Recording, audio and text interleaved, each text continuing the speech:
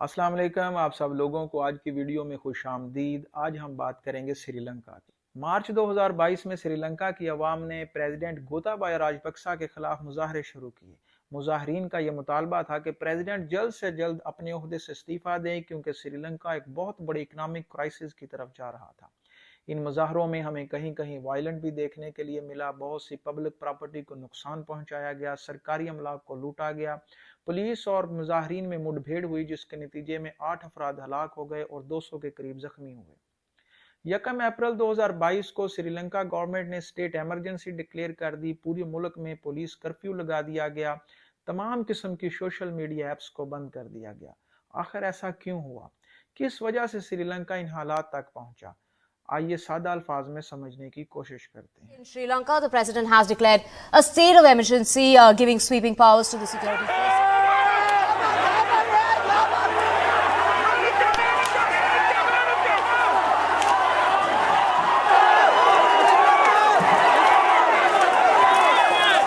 Forces in Sri Lanka have been ordered to shoot on sight anyone seen looting or damaging public property in the latest attempt to stop anti-government protests. Since last month, the country has been rocked by demonstrations over soaring prices, power cuts and a lack of medicines. At least 8 people have died in the violence, 200 have been injured. अगर हम जनवरी 2022 में श्रीलंका के हालात का जायजा लें तो जनवरी 2022 में श्रीलंका में फॉरेन रिजर्व 2.3 बिलियन डॉलर, जो कि दिसंबर 2020 से 24% कम थे, जबकि अप्रैल 2022 में फॉरेन रिजर्व कम होकर 1.8 बिलियन डॉलर तक पहुंच गए। किसी भी मुल्क के लिए फॉरेन रिजर्व बहुत अहम होते हैं। आप यूं समझ लीजिए कि फॉरेन रिजर्व किसी भी मुल्क के लिए ऑक्सीजन का काम करते हैं। अगर किसी मुल्क के फॉरेन रिजर्व कम हो रहे हों तो उस मुल्क की आबादी के लिए सांस लेना दुश्वार हो जाएगा। श्रीलंका में भी बिल्कुल ऐसा ही हुआ। फॉरेन रिजर्व कम होने की वजह से इन्फ्लेशन रेट बढ़ गया। जब कीमतें बहुत ज्यादा हो और लोगों की कुव्वत खरीद कम हो या पैसे की कदर में कमी आ जाए तो हम उसको इकोनॉमिक की जबान में इन्फ्लेशन कहते हैं। सेंट्रल बैंक ऑफ श्रीलंका के मुताबिक जनवरी 2022 में इन्फ्लेशन रेट 14.2% था, जो कि इस वक्त तारीख की बुलंद तरीन सतह 54.2% तक पहुंच चुका है। जबकि सेंट्रल बैंक ऑफ श्रीलंका के स्टेटमेंट के मुताबिक सीपीआई यानी कि कंज्यूमर प्राइस इंडेक्स 14.2% इजाफे तक पहुंच चुका, जबकि इस वक्त श्रीलंका का मुकम्मल कर्जा 51 बिलियन डॉलर है, जिसमें चाइना, जापान, इंडिया, आईएमएफ और वर्ल्ड बैंक के कर्जे शामिल हैं। सेंट्रल बैंक ऑफ श्रीलंका की स्टेटमेंट के मुताबिक इस वक्त बुनियादी किस्म की जरूरियात की चीजें 14.2% तक महंगी हो चुकी हैं। फॉरेन रिजर्व ना होने की वजह से श्रीलंका बाहर से कुछ भी इंपोर्ट नहीं कर पा रहा, जबकि श्रीलंका अपनी बुनियादी किस्म की जरूरियात की चीजें बाहर से इंपोर्ट करता है, जिसमें फूड आइटम्स, फ्यूल और मेडिसिन खास तौर पर काबिल जिक्र है, जिसकी वजह से मुल्क में इस वक्त खुराक की कमी हो चुकी है। मुल्क में फ्यूल नहीं, कई कई घंटे तक बिजली गायब है। बिजली को बनाने के लिए जनरेटर की जरूरत पड़ती है, जबकि जनरेटर्स के लिए फ्यूल चाहिए, जो कि मुल्क में इस वक्त बिल्कुल मौजूद नहीं। सीएनजी और पेट्रोल पंप पर लंबी लंबी लाइनें लगी हुई हैं। एक रिक्शा ड्राइवर ने इंटरनेशनल मीडिया को बताया कि 2 दिन लाइन में लगने के बाद उसको सिर्फ 9 लीटर पेट्रोल मिला, जबकि श्रीलंका गवर्नमेंट को बाइस मजबूरी आर्मी और पुलिस को सीएनजी और पेट्रोल पंप पर तैनात करना पड़ा। प्रिंटिंग पेपर मुल्क में शार्ट हैं, जिसकी वजह से अखबारात नहीं छप रहे। मार्च 2022 में स्कूल और कॉलेजेस के मिड टर्म एग्जाम थे, लेकिन प्रिंटिंग पेपर ना होने की वजह से एग्जाम को पोस्टपोन किया गया। 28 मार्च 2022 को इंक, रबड़ और प्रिंटिंग पेपर शार्ट होने की वजह से मुल्क में हर किस्म के एग्जाम को कैंसिल कर दिया। फॉरेन रिजर्व ना होने की वजह से इस वक्त श्रीलंका में तकरीबन 200 टाइप की मेडिसिन शॉर्ट हैं, जिसमें 76 टाइप की मेडिसिन लाइफ सेविंग ड्रग्स हैं।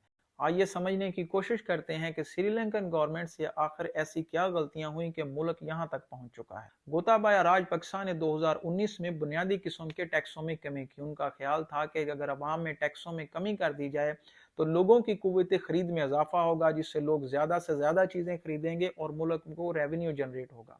लेकिन 2019 में कोविड की वजह से लॉकडाउन करना पड़ा और लोगों ने चीजें ना खरीदी। इस तरह मुल्क को एक बहुत बड़ा खसारा हुआ। तकरीबन 33.5% लोग टैक्स पेयर कम रजिस्टर हुए, जबकि 8% वैल्यू एडेड टैक्स और 28% कॉर्पोरेट टैक्स कम इकट्ठा हुआ, जिसकी वजह से मुल्क की इकोनॉमी को एक बहुत बड़ा खसारा बर्दाश्त करना पड़ा। इसकी दूसरी बड़ी वजह टूरिज्म इंडस्ट्री का तबाह होना। श्रीलंका की टोटल जीडीपी में तकरीबन 10% टूरिज्म इंडस्ट्री से आता है। 2018 में टूरिज्म इंडस्ट्री ने $4.4 मिलियन की कमाई की, जबकि 2019 में कोविड की वजह से टूरिज्म इंडस्ट्री बिल्कुल तबाह हो गई और इस तरह श्रीलंका की इकोनॉमी में एक बहुत बड़ा गैप आ गया। इसकी तीसरी बड़ी वजह अप्रैल 2022 में प्रेसिडेंट गोताबाया राजपक्सा ने मुल्क में ऑर्गेनिक फार्मिंग को अलाउ किया। उन्होंने नॉन ऑर्गेनिक फार्मिंग को बैन कर दिया, एग्रोकेमिकल फर्टिलाइजर्स को बैन कर दिया, जिसकी वजह से मुल्क को तकरीबन $425 मिलियन का नुकसान हुआ। श्रीलंका जो कि चावल की पैदावार के लिए खुद कफील था जो और चाय दूसरे मुल्कों को एक्सपोर्ट करता था, अपने पहले ही 6 महीने में श्रीलंका में 20% चावल कम पैदा हुए और एग्रीकल्चर सेक्टर को ऑर्गेनिक फार्मिंग की तरफ शिफ्ट करने की वजह से श्रीलंका को $425 मिलियन का नुकसान हुआ।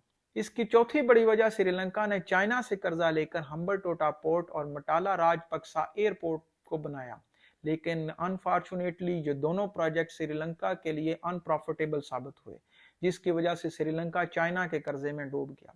इस वक्त श्रीलंका का टोटल वाजिबुल अदा कर्जा तकरीबन $51 बिलियन है, जिसमें चाइना, जापान, इंडिया, IMF और वर्ल्ड बैंक के कर्जे शामिल हैं। श्रीलंका इस वक्त अपने इंतहाई नाजुक दौर से गुजर रहा है। लोगों में बहुत ज्यादा गम और गुस्सा पाया जा रहा है।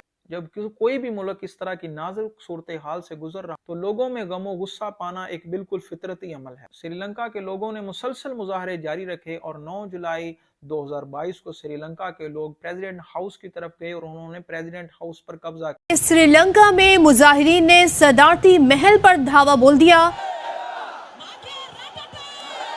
Turning now overseas to an amazing explosion of public anger in Sri Lanka, the island country off the southern coast of India. It has forced the president and prime minister to resign there as tens of thousands of protesters occupied the homes, the bedrooms, even the bathrooms. और president Gotabaya Rajapaksa से जल्द इस्तीफा देने का मुतालबा किया, जबकि president Gotabaya Rajapaksa ने मुख्तलिफ चैनल से ये वादा किया कि वो 13 जुलाई 2022 को अपने ओहदे से इस्तीफा दे देंगे, लेकिन 12 जुलाई की रात वो मुल्क से मालदीव की तरफ फरार हो गए, वहां से सिंगापुर चले गए और अभी तक की ताज़ा इतलात के मुताबिक उन्होंने बाई मेल अपना इस्तीफा श्रीलंकन पार्लियामेंट को भेज दिया है, जो कि उन्होंने एक्सेप्ट कर लिया और श्रीलंकन पार्लियामेंट ने यह बयान दिया है कि वो बहुत जल्द कानूनी तरीके से नया प्रेसिडेंट मुंतखब करेंगे। लेकिन सोचने की बात यह है कि गोताबाया राजपक्सा के इस्तीफे से मुल्क के मसाइल हल नहीं होंगे। इस वक्त श्रीलंका को एक बेल आउट पैकेज की जरूरत है। श्रीलंकन गवर्नमेंट के स्पोक्समैन के बयान के मुताबिक इस वक्त श्रीलंका को तकरीबन $4 बिलियन बेल पैकेज की जरूरत है, जिससे श्रीलंका की इकोनॉमी को सहारा मिलेगा। हम उम्मीद करते हैं कि श्रीलंका बहुत जल्द अपने नॉर्मल हालात की तरफ आएगा। वीडियो देखने के लिए आप सब लोगों का बहुत शुक्रिया।